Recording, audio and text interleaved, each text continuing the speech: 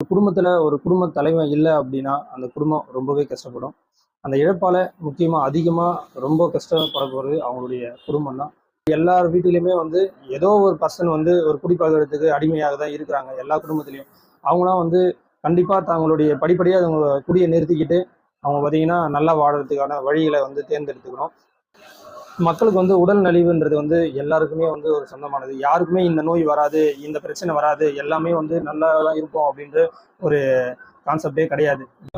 மனுஷன் ஒரு பிறப்பு அப்படின்ட்டு இருந்தது அப்படின்னா கண்டிப்பா வந்து இறப்புன்னு ஒன்று இருக்கும். இது நடுப்புற நம்ம வந்து வாழ்ந்துட்டு போறது தான் வாழ்க்கை. இது நடுப்புற யார் யாரை நம்ம சந்தோஷப்படுத்தணும், யார் யாரெல்லாம் நம்மளால வாழ்ந்தாங்க, நம்ம எப்படி வாழ்ந்தோம் அப்படின்றது தான் வரலாறு. அதுபோல வந்து நிறைய பேர் வந்து பார்த்தீங்கன்னா தங்கள் குடும்பத்தை மறந்து குடிப்பழக்கத்துக்கு அடிமையாகி ரொம்ப கஷ்டப்படுறீங்க. நீங்கள் கஷ்டப்படுறது இல்லாமல் உங்கள் குடும்பமும் ரொம்ப கஷ்டப்படுது. அதனால குடிப்பழக்கத்தை வந்து படிப்படியாக நீங்கள் விடுறதுக்கு முயற்சி பண்ணுங்க. குடியை வந்து யாராலையும் எதாலையும் கட்டுப்படுத்தணும். உங்க கூட இருக்கவங்களாலையும் உன்னை கட்டுப்படுத்த முடியாது, அரசாங்கத்தாலையும் உன்னை கட்டுப்படுத்த முடியாது. நீங்கள் கட்டுப்படுத்திக்கிட்டா மட்டுமே உண்டு.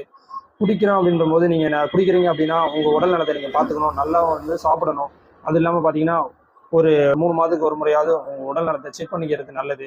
நீங்கள் இல்லை அப்படின்னா வருத்தப்பட போகிறது உங்கள் கூட இருக்கிற ஃப்ரெண்டோ அல்லது வந்து உங்கள் கூட சுற்றுறவங்களோ அது மாதிரி இல்லை உங்கள் உறவினர்களோ கஷ்டப்பட போகிறதில்ல. நீங்கள் இல்லை அப்படின்னா முழுக்க முழுக்க கஷ்டப்பட போகிறது உங்கள் குடும்பம் தான்.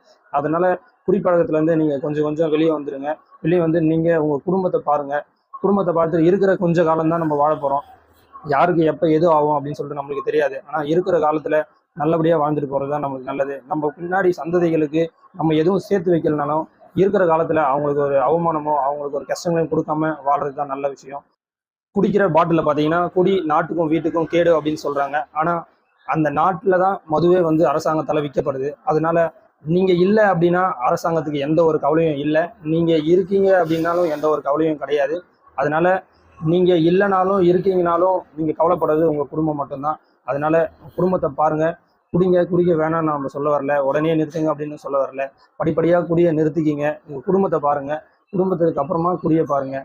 நிறைய பேர் சொல்லுவாங்க, மச்சான் நான் ஒரு 2 குவார்டர் குடிச்சேன், நீ 3 குவார்டர் குடிச்சேன்டா, இன்னைக்கு சம்பாரிச்சேன்டா, 1000 ரூபாய் சம்பாரிச்சேன்டா, 1000 ரூபாயும் குடிச்சேன்டா அப்படின்ற ஒரு பெருமைலாம் ஒன்றும் வரப்போறதில்லை உங்களுக்கு. நீங்கள் நல்லா இருந்து உங்கள் குடும்பத்தை நீங்கள் பார்த்துக்கிட்டீங்கன்னா அது உங்களுக்கு ஒரு பேர் சொல்லும். வரப்போகிற சந்ததிகள் உங்கள் பேரை சொல்லுவாங்க. இப்படி இருந்தார், என்னுடைய அப்பா இப்படி இருந்தார், என்னுடைய தாத்தா இப்படி இருந்தார் அப்படின்னு உங்கள் சந்ததிக்கு சொல்லுவாங்க. நீங்கள் நல்லா வாழ்ந்தீங்க அப்படின்னா உங்கள் தலைமுறையும் நல்லா வாழும். அதனால குடிப்பழக்கத்துலேருந்து கண்டிப்பாக வந்து படிப்படியாக வெளியே வந்துடுங்க.